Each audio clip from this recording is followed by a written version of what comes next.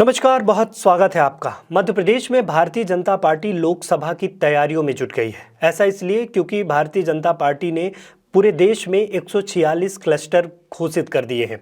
उनमें से मध्य प्रदेश की अगर बात करें तो मध्य प्रदेश में 7 क्लस्टर बनाए गए हैं, जिनमें से बड़े दिग्गजों को बड़ी जिम्मेदारी मध्य प्रदेश में दे दी गई है। और प्रत्येक जो क्लस्टर घोषित किए गए हैं, जिनको बनाया गया है, उनको 3 से लेकर 5 लोकसभा सीटों की बड़ी जिम्मेवारी दे दी गई है। हम आपको बता दें कि मध्य प्रदेश में 7 क्लस्टर बनाए गए हैं, जिनमें बड़ी जिम्मेदारी सौंपी गई है, क्योंकि यह जो रूपरेखा बनी है वह नई दिल्ली में पार्टी अध्यक्ष जेपी नड्डा की अध्यक्षता में क्लस्टर प्रभारियों की बैठक हुई। इस बैठक में केंद्रीय गृह मंत्री अमित शाह भी मौजूद रहे। उन्होंने लोकसभा चुनाव की तैयारियों को लेकर चर्चा भी की।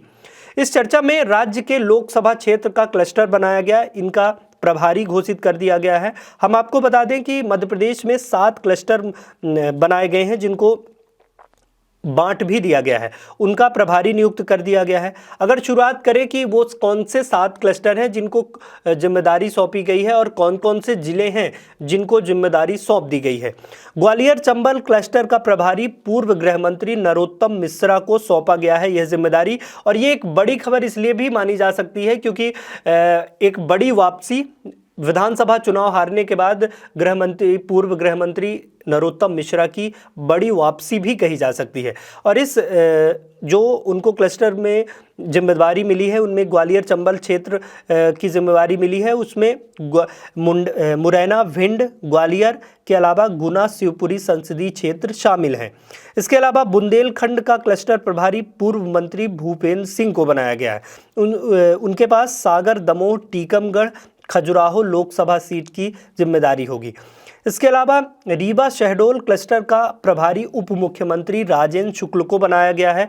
उनके जो जिले होंगे उनके जिम्मेवारी में उसमें रीवा, सतना, सीधी, शहडोल संसदीय क्षेत्र के प्रभारी वो होंगे। इस तरह मालवा निमाड़ का क्लस्टर प्रभारी नगरीय प्रशासन मंत्री कैलाश विजय वर्गीय को बनाया गया है। उनके पास इंदौर, धार, खरगोन, खंडवा और देवास संसदीय सीट की जिम्मेदारी होगी।